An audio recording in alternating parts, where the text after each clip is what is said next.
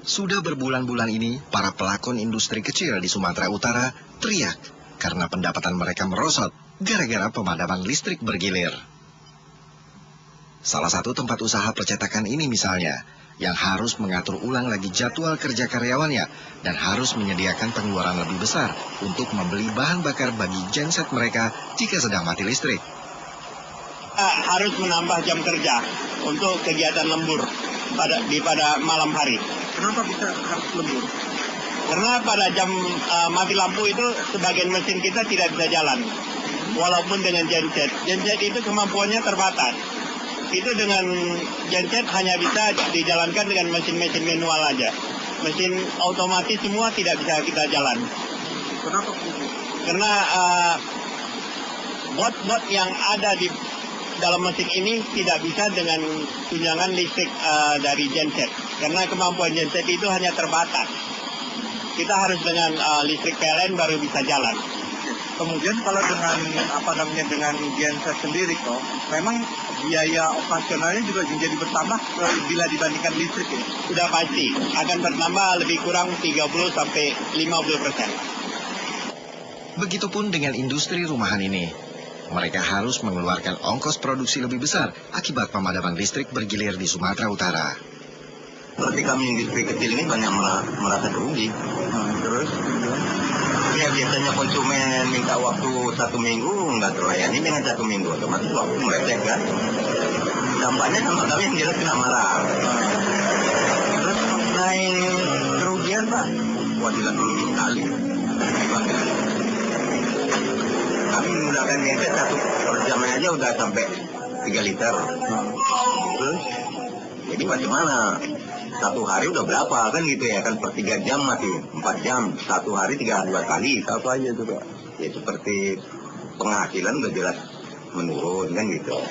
Terus, yang keduanya konsumen itu merasa kecewa. Harusnya tepat waktu nggak tepat kan gitu. Sudah beberapa bulan ini, wilayah Sumatera Utara mengalami krisis listrik. Dalam sehari, mereka dijatah sekitar 3 jam kena mati listrik. Kami melakukan sesuai dengan SOP pemadaman itu 3 jam kami gilir sesuai dengan penyulang yang ada di seluruh Sumatera Utara. Sumatera Utara itu ada sekitar 300 penyulang, itu kita gilir. Kecuali penyulang-penyulang yang menyalurkan listriknya ke rumah sakit untuk hajat hidup orang banyak, itu kita tidak padamkan 24 jam, itu kita menjadikan prioritas.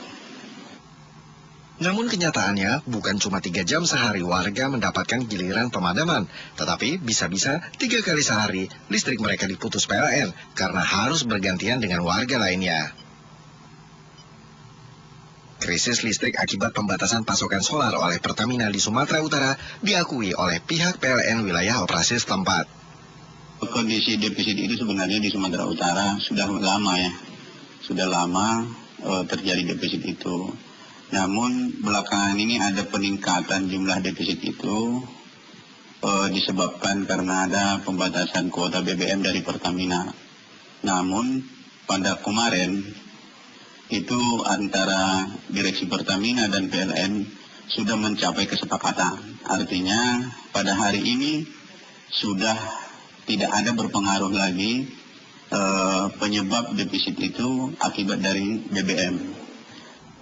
Anehnya, pemadaman listrik bergilir di Sumatera Utara yang sudah terjadi berbulan-bulan itu tidak diakui oleh PLN Pusat.